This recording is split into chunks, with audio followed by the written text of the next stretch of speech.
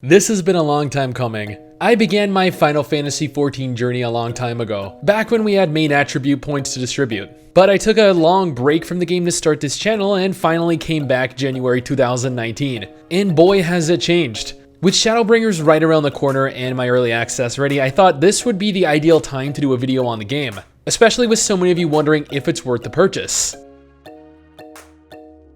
Final Fantasy XIV is one of a handful of pay-to-play MMORPGs left running, developed and published both by Square Enix. It is currently only available for PC, PS3, and PS4. However, Naoki Yoshida, the director and producer for Final Fantasy XIV, has recently revealed that discussions with Microsoft and Nintendo are already underway. While this is in no way a confirmation, especially since he stressed the fact that the game would need to fully support crossplay as to not divide its player base, both Sony and Nintendo have begun to allow crossplay with competing platforms for games like Fortnite and Rocket League. Final Fantasy XIV launched back in 2010 to what was at the time a critically negative reception. In 2013, it rebranded itself as A Realm Reborn and has seen nothing but success and steady growth ever since. The game takes place in the fictional land of Eorzea, 5 years after the Primal Bahamut managed to initiate the 7th Umbral Calamity that destroyed much of the world. For those of you that don't understand what that means, essentially a giant dragon killed a lot of people and blew up a lot of stuff. Upon beginning the game, you're given the option of creating your character, much like in every MMO. There is quite a diverse selection of races to choose between. The traditional Hyur, the tall, slender Elezen, everyone's favorite slave-trading potato overlords, the Lalafell, the Rogadin, the race that everyone chooses anyway, the adorable Makote, the beautiful Aura. Then we have the Viera and Hrothgar, both of which will release with Final Fantasy XIV's upcoming Shadowbringers expansion. Character creation isn't as fleshed out as in some other MMOs like Blade and Soul or Black Desert, but the option to have access to provide enough customization to create a character that you can call your own. I mean, both my wife and I are fans of in-depth character creators. I like being able to heavily customize my character, as does my wife Mrs. STIX, but we were both pretty satisfied with the end result. Especially when you factor in endgame. Glamour. I'm a long-time WoW player, and although I loved collecting gear sets to transmog, I never knew how important the visual appearance of your gear was. Walking down the streets of Limsa Lominsa or Kugane is always an entertaining experience as you see people of all shapes, sizes, and yeah, they're pretty damn creative. Of the 6 months that we've been playing thus far, I believe my wife has made upwards of 30 different sets, and I've managed probably over 10. Note that I do play a male character.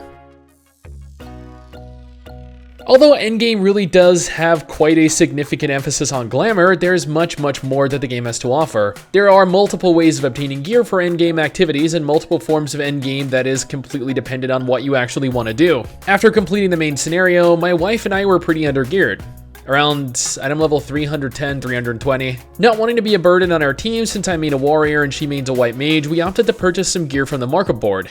This got us to around item level 340, 350, and thus we started the 8-player Omega raids. And let me tell you, they were difficult. Interestingly, the Omega raids drop parts instead of gear that were in turn used to redeem gear, something that we realized was going to become a more common method of obtaining gear henceforth. Difficulty and rewards varied depending on whether we did Deltascape, Sigmascape, or Alphascape, and item level requirements were also vastly different. This applies to the increased difficulty Savage Mode Omega raids as well, with the final Savage Alphascape 4.0 requiring an average item level of 380. Alliance raids are another form of endgame content featuring 24 players split between 3 different groups, and fans of Final Fantasy XII like myself will feel right at home in Stormbloods. The first raid that takes you into Rabanastre has a base item level requirement of 305, but the Arbonne Monastery, the final Alliance raid, has a base item level requirement of 365, rewarding item level 390 gear. This allows you to obtain a majority of your gear solely via drops in Alliance raids if you wanted to. Like the Omega raids, you obtain coins for completion of Alliance raids. These coins allow you to upgrade item level 390 Skaven gear you obtain through Tomestones of Genesis to stronger augmented versions that sit at item level 400. Tomestones of Genesis, along with other forms such as Mendacity, are earnable through daily dungeons, duties, raids, PvP, and more.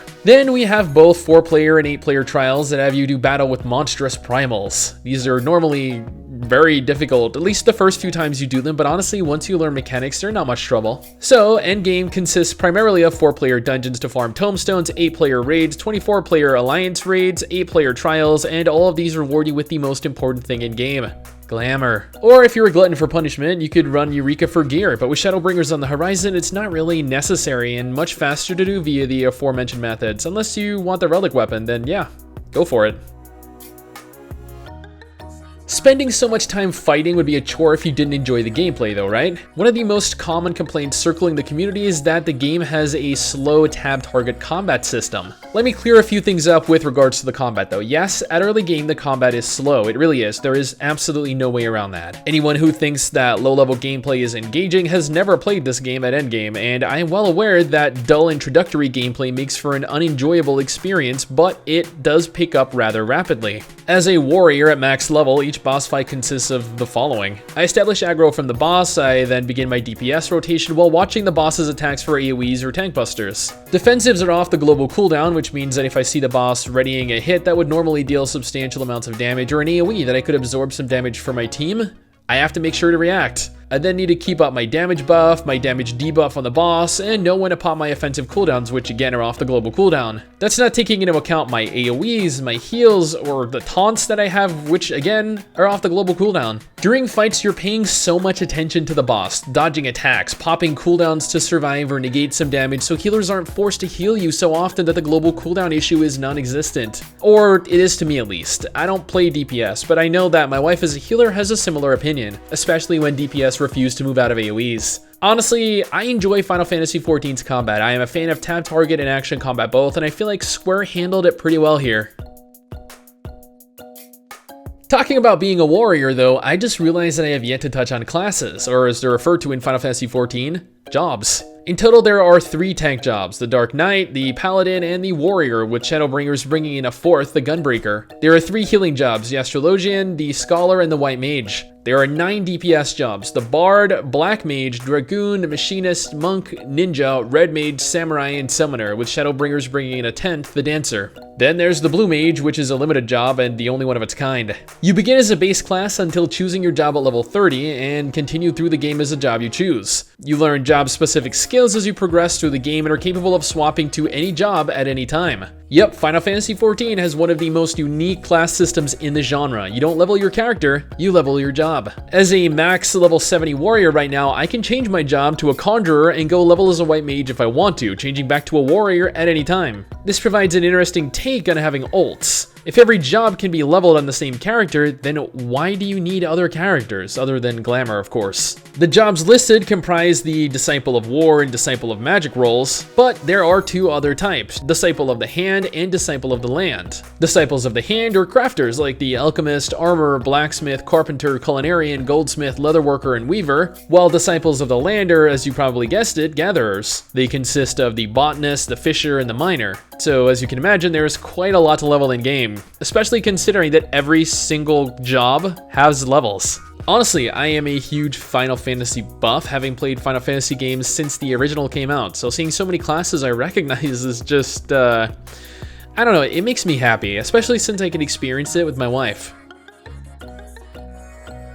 Part of the driving force behind what makes Final Fantasy XIV so good is its rich, compelling storytelling. The only time I felt like story had any kind of significance was in Guild Wars 2 and World of Warcraft, and while both of those are great games in their own right, neither of those have the sheer depth that Final Fantasy XIV's has. There's lore behind almost everything, story tied in a dungeon, story behind each raid and alliance raid you do. To unlock and progress through content, even side content, you have to go through the storylines associated with them. This provides a world absolutely brimming with character. There are new stories to be told around every corner and surrounding every form of content. There's the main scenario, side quests, quest lines for every individual job, raid storylines, trial storylines, Palace of the Dead story, Heavens on High, Eureka, Beast Tribes, and yeah, seriously.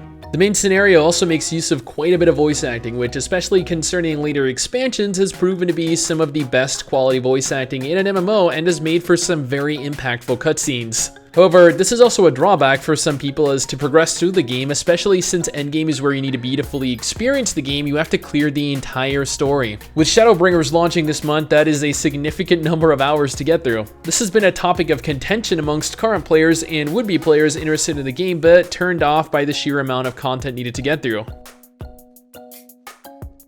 Final Fantasy XIV is first and foremost a PvE game. It does not put much of a priority in the PvP scene, and as such doesn't see much activity reflected in participation. There are several game modes, 1v1, 4v4, 8v8, and 24v24 player matches in the form of the Rival Wings, the Wolves Den, the Feast, Frontlines, and of course, duels. If I'm being completely honest with you though, if your goal in Final Fantasy XIV is to actively participate in PvP, then you might end up disappointed. Queue times are pretty bad outside of prime time, so unless you're playing when the handful of other PvPers are playing, you'll be stuck. I'm not saying that PvP in Final Fantasy XIV is inherently bad, as I've only done maybe a few hours of it at max, but the lack of participation left me bored and wanting, especially since the rewards are mainly cosmetic glamour and mounts. Yes, the Gold Saucer. Man, I have grinded so many hours inside the Gold Saucer. It is one giant amusement park. You have the ability to build up and race your chocobo, participate in a large variety of minigames to earn the currency used to purchase items there, battle your minions against one another, and most importantly, the Triple Triad. If you've ever played Final Fantasy VIII, then you'll know exactly what the Triple Triad is. One of the most addicting parts of 8 for me, and something that I spent way too much time on in 14. Unfortunately, some of the rules were changed in 14, and as such we can't have super overpowered decks, but the challenge is still very prevalent, maybe even more so in 14 than in 8. After unlocking the Triple Triad, you can travel all over Eorzea and duel people in every town and every region. It's actually kinda interesting to see some of these random NPCs just pull out their decks and go all, let's duel on me. The Gold Saucer is a lot of fun and one of the most enjoyable side activities for my wife and I. It's always packed and there are always new items being added to win. Plus, you get to race your chocobo. How awesome is that? Player housing is one of those things that you don't actually think you need, but eventually get roped into and end up loving. Thankfully, it's a pretty big deal in Final Fantasy XIV.